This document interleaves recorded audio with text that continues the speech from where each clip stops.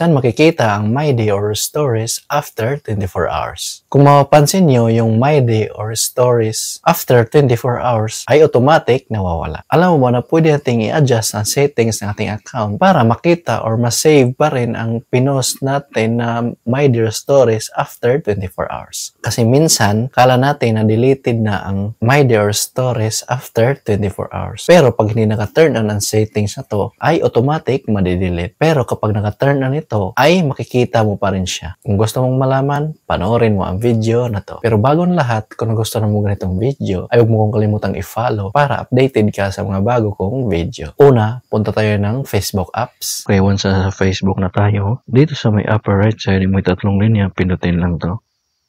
Then, pinutin itong see your profile.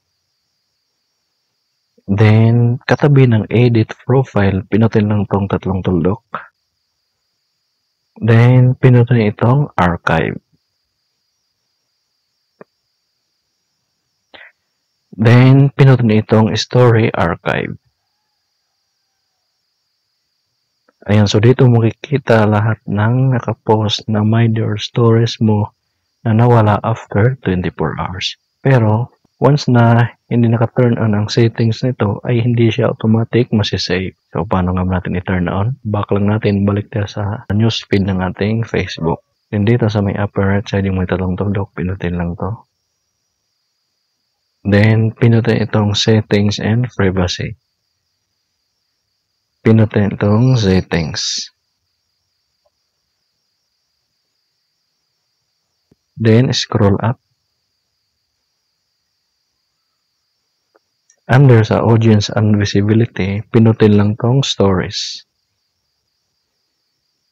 Then, pinutin lang tong story archive. Ayan, so kung mapapansin nyo, save stories to archive. Turn on your archive to save your stories automatically after they disappeared. Only can see your story archive. So, yun lang yung makikita nito. Dapat tong save to archive ay naka-turn on.